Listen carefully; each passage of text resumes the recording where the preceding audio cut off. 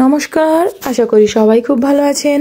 স্বপ্নের দেশ আমেরিকার আবার একটা নতুন ব্লগে সবাইকে স্বাগত জানাই। সুন্দর বলো, অভি বলো থ্যাংক ইউ দাদা।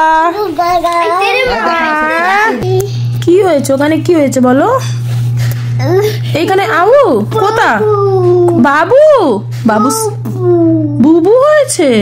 ও বাবা গো, কোথায় কোথায়? বাজিত ওলে বাবলে, ব্যান্ডেড লাগিয়ে দেবো? ব্যান্ডেড বলছে ও, ব্যান্ডেড চাই? ব্যান্ডেড গুলো কোথায়? আর বুবু হয়ে গেছে, আর ব্যান্ডেড লাগবে।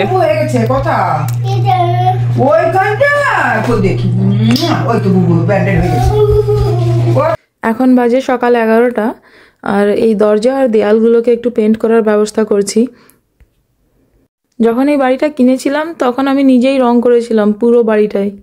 আমরা এবার এই বাড়িটা বেচার প্রস্তুতি নিচ্ছি, তাই পুরো বাড়িটা রং করতে লাগবে না, কিন্তু বাবু যেইগুলোতে কালার করেছে, বাবু আর অভি মিলে ওই ক্রেয়ন, স্কেচ পেন, মার্কার দিয়ে খুব দাগ করে দিয়েছে পেন্ট দিয়ে।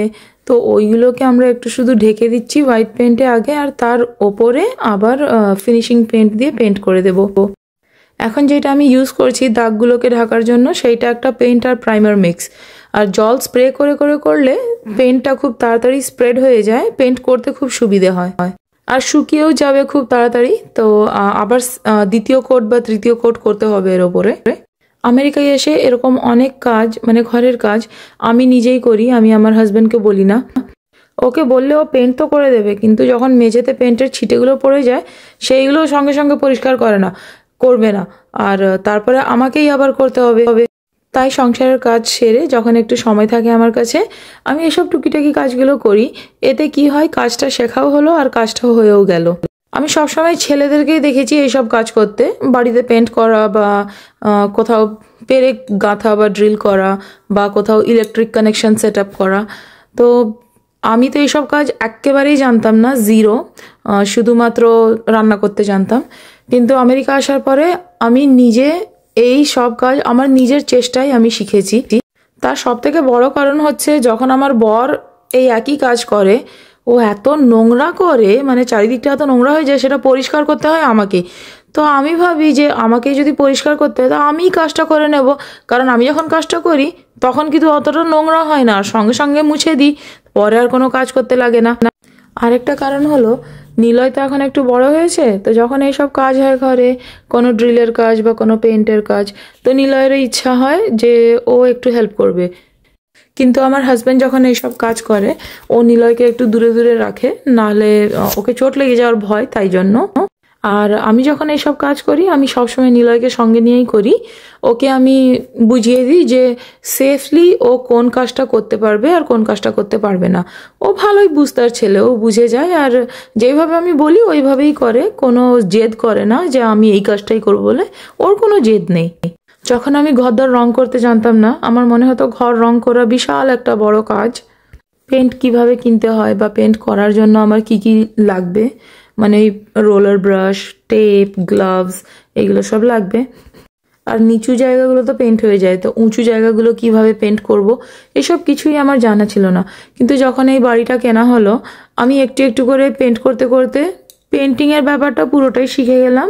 এবার আমি জানি পেন্ট করা কোনো বড় কাজ নয়। ঘর রং করার জন্য কোনো অন্য লোককে পয়সা দিয়ে রং করাতে হবে তার কোনো মানে নেই, আমরা নিজেরাই রং করে নিতে পারি। সব থেকে ইম্পর্টেন্ট জিনিস যেটা আমি বুঝতে পারলাম, যে পেন্ট করার সময় যখন আমরা পেন্ট কিনতে যাই, তো পেন্টের কয়েকটা ক্যাটাগরি থাকে, যেমন ফ্ল্যাট, এগশেল, সেমাই গ্লস, এরকম বলে না অনেকগুলো ক্যাটাগরি থাকে। তো ওইটা দোকানিকে জিজ্ঞেস করলেই আমরা জানতে পারবো যে কোন পেন্টটায় দাগগুলো সহজে উঠে যায় আর কোন পেন্ট করলে দাগগুলো উঠবে না। এই দুটো ইম্পর্টেন্ট ক্যাটাগরি। কারণ এই বাড়িটা যখন কেনা হয়েছিল, তখন যেই রংটা আমরা ইউজ করেছিলাম, সেইটা এমনই একটা রং ছিল যে ছোটোখাটো দাগ এমনি ভিজে কাপড় দিয়ে মুছে দিলেই উঠে যাবে। কিন্তু আমাকে ওই দাগগুলোর ওপরে আবার কালার করতে হচ্ছে, কারণ ওইগুলো হচ্ছে সব পার্মানেন্ট মার্কার। ও পার্মানেন্ট মার্কার মানে পার্মানেন্ট স্কেচ পেন দিয়ে ওই দাগগুলো করেছে, তাই জন্য কোনো জিনিসই উঠছে না। একটাই উপায়, ওকে আবার পেন্ট করে, প্রাইমার দিয়ে পেন্ট করে আবার ওর ওপরে পেন্ট করতে লাগবে। আর পেন্ট করতে করতে যখন এই ছিটেগুলো চারিদিকে পড়ে যায়, পেন্টের ছিটে, ওইগুলো সঙ্গে সঙ্গে একটা ভিজে কাপড় দিয়ে মুছে দিলেই চট করে উঠে যায়। পরে কিন্তু ওইগুলো তুলতে ভীষণ কষ্ট হবে। আজ আমি, আমার মা আর বাবু আমরা 3 জন মিলে পেন্ট করছি। আর সায়নকে ওর বাবা খেলাতে নিয়ে গেছে, কারণ ও যদি বাড়িতে থাকে ও কিছুই করতে দেবে না। একে তো কিছু করতে দেবে না, তার উপরে ও নিজেই পেন্ট মেখে ভূত হয়ে যাবে। পেন্ট করতে করতে জানলা দিয়ে দেখলাম এই যে ভিআইপি গেস্ট এসেছে।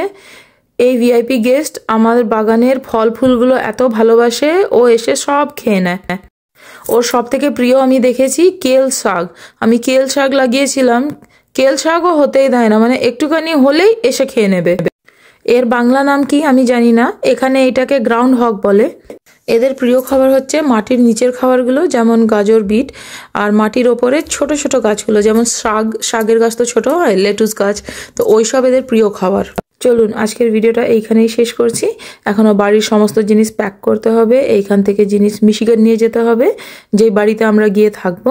আজকের ভিডিওটা যদি আপনাদের ভালো লেগে থাকে একটা লাইক করে দেবেন।